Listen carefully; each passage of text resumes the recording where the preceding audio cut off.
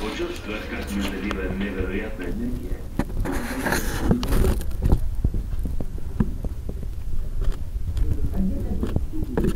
Я нигде. Прямо. Я... Я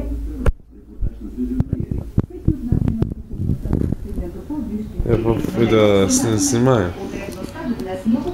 Видео снимаю. Смотри!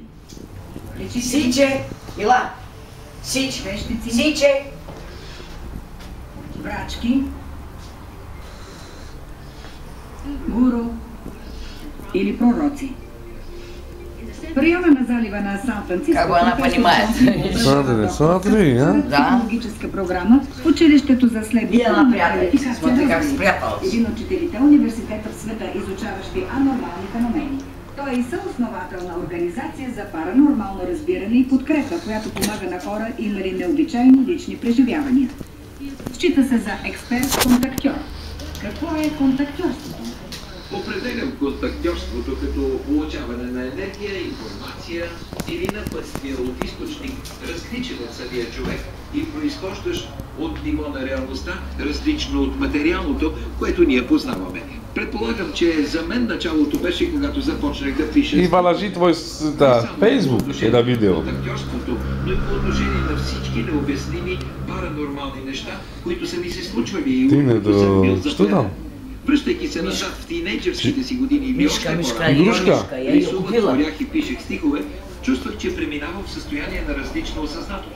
Чувствах как се вдъхновявам все повече. И колкото по-вдъхновен бях, толкова повече се чудех как се случва това. Вече не бях просто аз, можех да яхна момента на вдъхновение. Преминавах в други издарения. Алан Вонг изследва контактьорството и е професионален медиум. Използва този талант, за да открива древни руини и да експериментира с психически феномени, но има и способността да установява връзка с отминали времена. Ходих при много медии, за да видя какво ще кажат сега. Трима от тях казаха, че един ден ще стана контактьор и дадоха името на тази китайска личност Ли Сунг. Това се случи.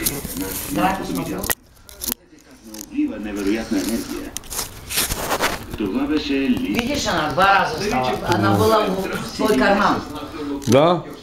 Тогава контактьорът е без съзнание и се връща след като контактът е бил Сиче! не винаги има спомен. Контактувам в транс. Сиче! И да видно тоже вкусно. Както каза Джейн Робъртс, усещам точно.